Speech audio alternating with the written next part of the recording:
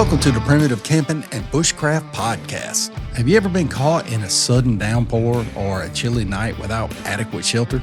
I have, and it's not an experience that I'd recommend. So today, I'm going to go over essential shelter building techniques to keep you dry, warm, and safe. My name is Chris Speir, and I'm going to be your guide to mastering the great outdoors. Let's get started. So shelter is crucial for protection from the elements and providing warmth, as well as ensuring you have a good night's sleep. Today, we're going to cover 5 essential shelter types from my book, Primitive Camping and Bushcraft. And for more detailed information, check out my book. It's available at all major online retailers right now, including Amazon, Barnes & Noble, Books A Million, stuff like that. But when we get up in here into this book, it's going to have different sections. And we discussed last week about primitive camping. And I know I said that we was going to do fire, but I got to thinking about it afterwards. I was like, I wrote that a little ahead of schedule because you're going to want to worry about your shelter first. Shelter, fire, and water. All right. And so, and it depends on where you go or who you listen to or what books you read. They will have those 3 in different orders. But personally, if it's raining outside and it's kind of chilly, I want shelter to keep me from getting wet. That way I have no chance of catching hypothermia. Then I want to build a fire so I could dry the clothing off. And once you have a fire, you're able to then process your water and make your water safe to drink. So in this book, what I tried to reflect was that shelter it could be natural, it could be man-made, it could be a cave, it could be, inside a hollow log, which I don't recommend in South Mississippi in the spring, summer, and fall times, or the winter. Snakes are everywhere. And so what do you think about when you think of shelter? The first thing that probably comes to mind is your house. And that is a huge thought because your house, all it is basically is a shelter. All of our homes are shelters that provide shade from the sun on hot days and protection from the rain and the snow on cold, wet ones. And most homes have air conditioning, heating, cooking appliances, and plumbing, making everything that you need right there in your house. So when you head out to the woods and you think about shelter, all you're doing is making a microclimate. You're making a micro house, and you're just making something that is capable of keeping you dry, keeping you warm, and keeping you, safe from the elements and sometimes safe from predators. Shelter from camping will do the same thing as your house. And I'm just kind of following along here in the book. A tent, a hammock, a tarp, they all protect you from the elements. But first, you have to know what to look for in a campsite. There's so many different options out there. And one of the things in South Mississippi, when you're camping on rivers and stuff like that, they have the high water mark on the trees. And all this is a mud ring where the water come up and all the mud and everything just coated around that tree. And you can actually see where the high water was the last time it flooded, or the last year, or within a couple of months, or something to that effect. But shelter, you don't want to build it anywhere inside that high water mark. And the reason why is because if it has a very high downpour, a lot of rain, and you're in an area that is prone to flooding or flash flooding, you don't want to be caught in the high water mark because that water will come up.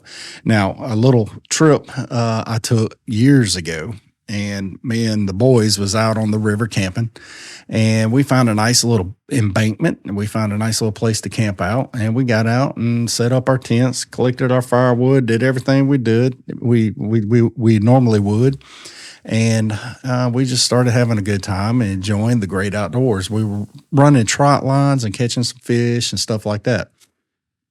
Now, it started raining north of us pretty substantially. Not one drop landed on us. We didn't get wet and we were safe and dry.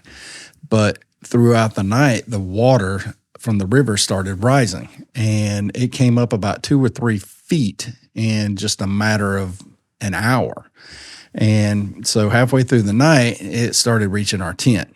And I thought we was going to be good enough because, the water does come up, the water does go down. Sometimes you'll be camping and you'll park your boat. And the next morning you'll get up, you have to push your boat off because the water dropped a foot or 2 feet or something like that. But this case, the water was coming up and it was inside our tent. It was heading inside the tent. So what we had to do was just go ahead and pack everything up, throw it in the boat, and in the middle of the night, start heading back up to the boat launch and get ready to go home.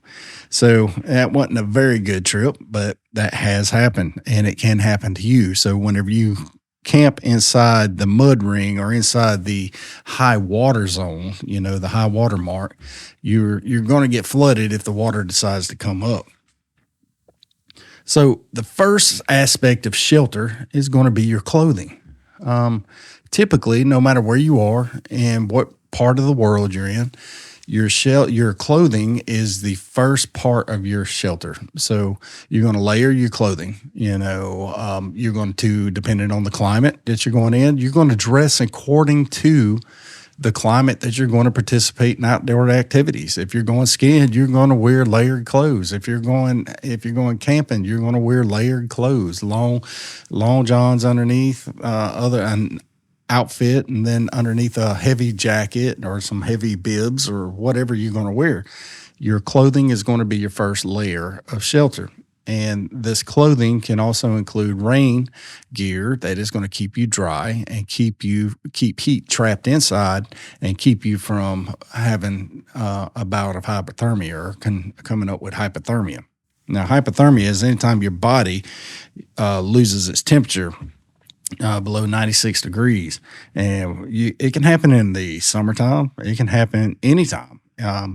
It don't necessarily have to be just wintertime. You can get out, and it's happened not hypothermic, but to the point of starting to shiver.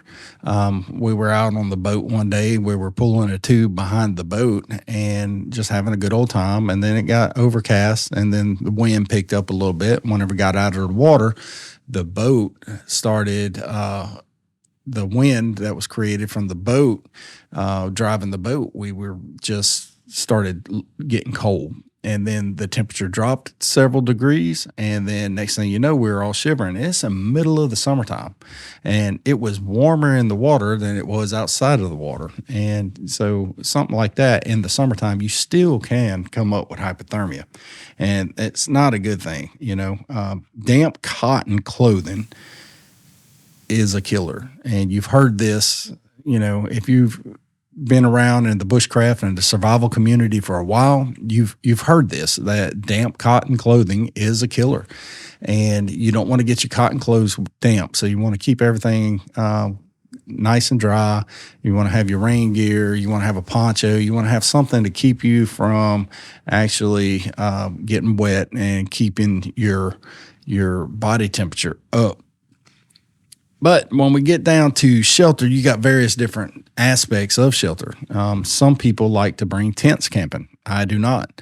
Tents to me are very overweight because of all the, the size of the tent. I mean, granted, they do have little smaller tents that are capable of actually being lightweight for hikers, but I don't prefer sleeping on the ground. Now, if I was hiking in a situation in the mountains or something like that where they didn't have trees all over where I can go hang a hammock, then I'd have no choice but to bring a tent. But me personally, like I just said, a hammock, that is my number one go-to. Hammock and tarps are the perfect setup for me, especially in South Mississippi. And down here in the deep South, it is warmer more than it is cold, and you can pretty much use a hammock 365 days. Now, it does get kind of chilly down here in the wintertime, with the humidity and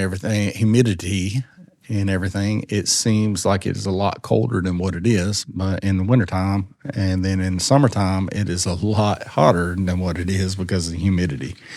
But one of the best things that you can ever have with you, and I recommend everybody purchasing one and having one, is like the one that I use is the D or DD 3x3 tarp. And this, it's not 3 foot by 3 foot, it's 3 meters by 3 meters. You know, it's a big square. It has several attachment points on it to where you can set up a shelter for a tent. If you want to make a tent out of it, you can make a diamond fly, you can make a plow point, you can make all kinds of different various shelters. And that's what we're going to go over today, is setting up your tarp as a shelter. And we're going to go through 5 different configurations. And just like I did here in Primitive Camping Bushcraft, the book, you know, there's a couple of things that you're going to need to learn how to do in order to use a tarp as a shelter. You're going to have to learn how to make a ridge line. And, you know, on one end of your ridge line, you're going to make a loop, be it a bowling knot or a bowling or a overhand loop knot. There's 14,000 different ways to do it. I prefer the overhand loop knot. People all the time on my videos comment that, hey, you know, you just wasted that rope. No, not if I'm going to reuse it, and I typically do. I always use an overhand loop knot. It's quick and it's easy. And once you put that knot in, you wrap it around a tree, and then you insert the line through that knot or that loop that you just made, and then insert a toggle, and that dude is there. And I have demonstrated that countless times here in this book. Now, another aspect of it, on the other side, you're going to find a tree on the other side. And this tree, you're going to use a trucker's hitch. And it's kind of difficult to explain over a podcast, but you know, a trucker's hitch is going to be used where you're going to wrap it around, and it allows you to pull tension on the ridge line, and then you can tie it off. If you don't know how to use a trucker hitch, check out some of my videos on my YouTube, TikTok, Facebook, all those pages right there, and I can really I'll demonstrate how to make a trucker's hitch, and I've got several videos on that. Then, once you get your ridge line, you're going to need to know how to make a prusik knot. And a prusik knot is used to attach points on your tarp. And in South Mississippi, a lot of folks here will use a prusik knot for a trot line or on a trot line. That way they can run a line across the water wherever they want it to go. And then they come back and they add the prusik knot and their hook, and they bait it, and they just move on to the next one. Now, the benefits of a prusik knot is that once you get it positioned where you want it, when you pull tension on it, either direction, it's not going to slide. It clamps down on that string that you made the knot on. So the prusik knot allows you to adjust where you want the knot to be, but once you put tension on the knot, it locks into place, and that's straight out word for word from the book. So we're going to go over a couple of various shelters here that we're going to make, and you're going to need a ridge line. You're going to need to know how to make either overhand loop knot or a bowline knot, and you're going to need to make a trucker's hitch, all right? So, and a prusik. And you're going to need various number of prusik knots for this. So, to make a lean-to shelter is simple, and it's a very effective shelter. It's very simple, and it does exactly what it says. It looks like it is just leaning up against something. In this case, our lean-to is affixed to our ridge line, and in the back of the tarp, you pull it out and you stake it down. And so finding you a sturdy horizontal support beam between 2 trees. And so you could do it with a stick, a long stick, or you could just use a piece of string. So now I demonstrated how to do lean-to shelters in the book with primitive means, with, you know, your own natural materials. And that is another thing for another video, but you can just lean sticks and everything up against that ridge, and then you could just pile leaves on top of it. And I think I discussed it in one of the last podcasts there, you know.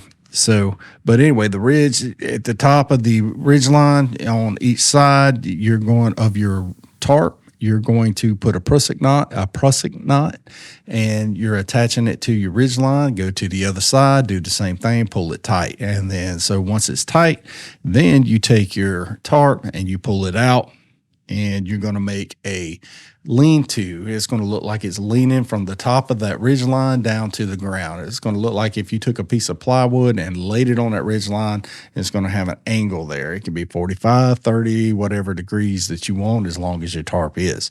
And this is one of the simplest, most effective ways, especially for the spring, summer, and fall. Wintertime, you want to set it up to where the wind's blowing from the rear. That way you don't get wind chill all night blowing into your face. Now you can set your fire up right in front of your shelter. So the next one is going to be called the A-frame shelter. And I know a lot of you, if you have the book, the A-frame shelter is essentially the same thing. You're going to use the same ridge line. And then you're going to take that ridge line and you're going to throw your tarp over the top of the ridge line and center it. And you're going to have equal parts on the front and the back. And then you're going to go ahead and use the same prusik knots and the toggles, and you're going to stretch it out until it's real tight or taut in the middle. And then from there, you just go ahead and stake it out to where it looks like an A-frame. You're going to stake it out where it looks like a triangle, like an A. And then inside there, it's going to resemble a tent, except for it's going to be just the natural floor with the leaves and the dirt. Now, if you had a large enough tarp, you could do this and fold the bottom, fold it under, and you could stake it out, and then you can have a floor on the bottom of your tent or your A-frame shelter. And so, one of the useful things is it provides excellent protection from the elements. An A-frame is great because it provides wind protection from two sides, and it also provides rain protection from two sides, and it offers more space for sleeping and storing your gear and keeping your gear dry and in inclement weather. The next one is going to be the diamond fly, and it's essentially the same thing as the A-frame. Except for you're going to turn your square tarp all the way to where it's going to be 1 point on the bottom right, 1 point to the top left, and you're going to make those all the way across on your ridge line. Now, you lay your tarp corner to corner over your ridge line, and that's going to produce a diamond-like shape. And you're going to use the prusik loop and toggle to anchor the corners of the ridge line, just like with the A-frame shelter and the lean-to shelters as well. And you're going to make it tight, and you're going to pull each end till it's nice and tight.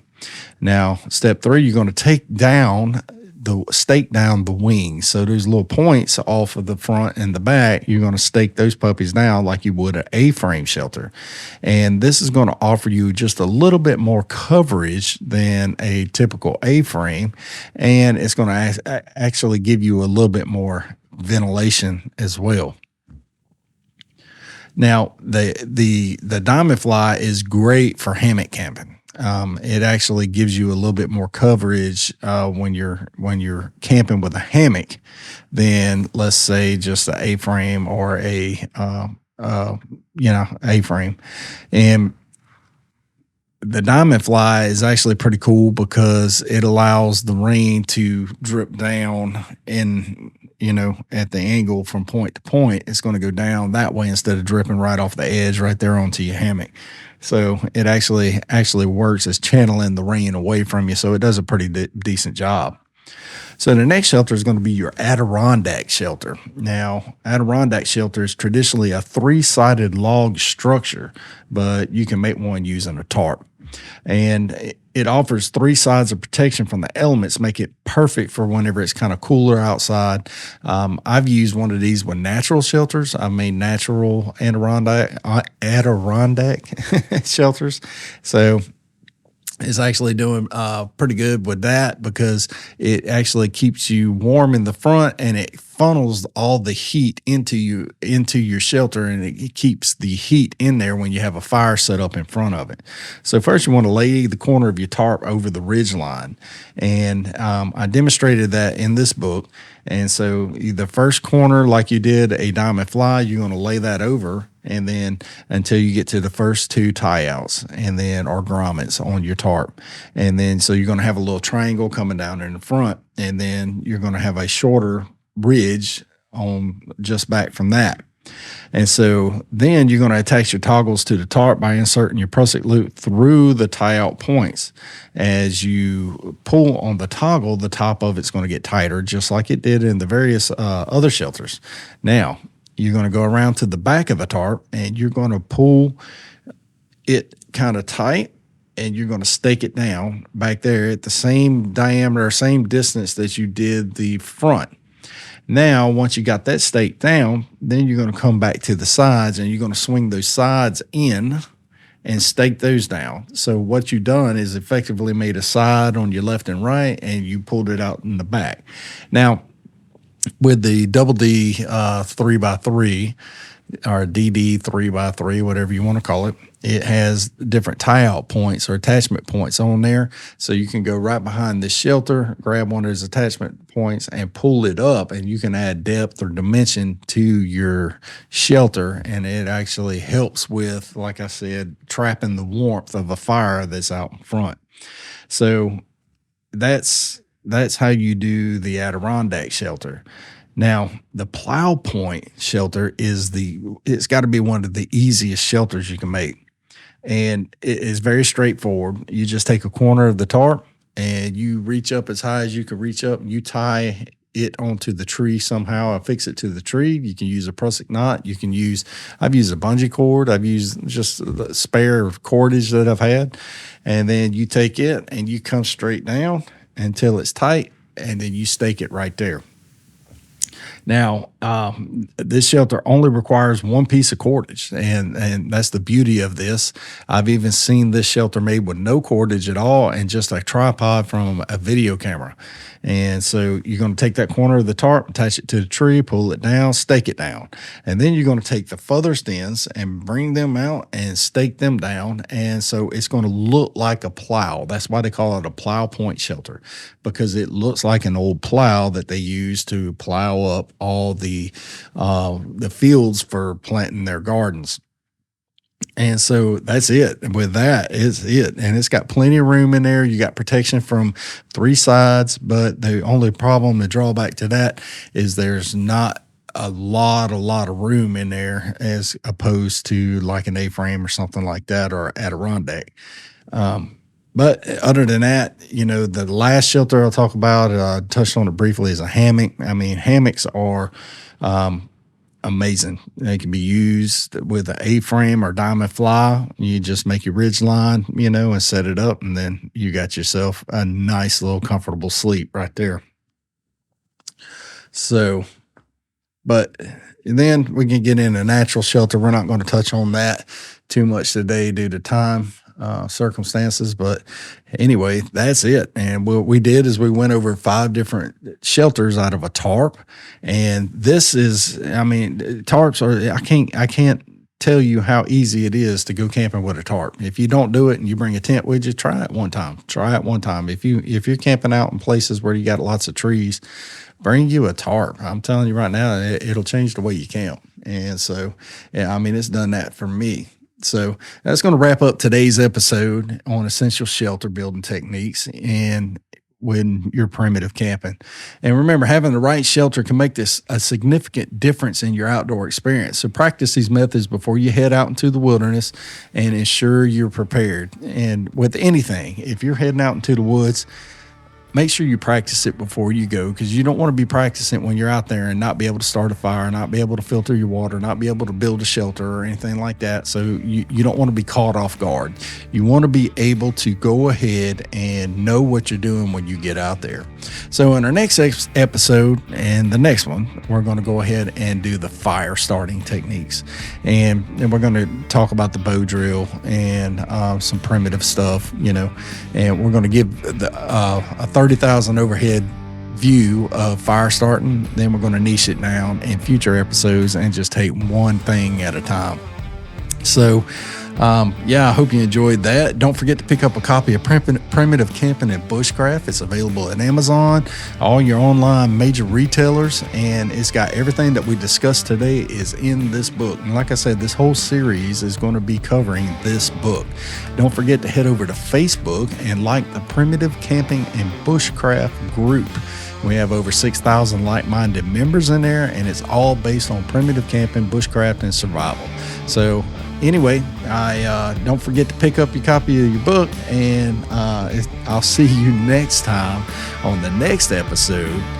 God bless you. I'll see you then.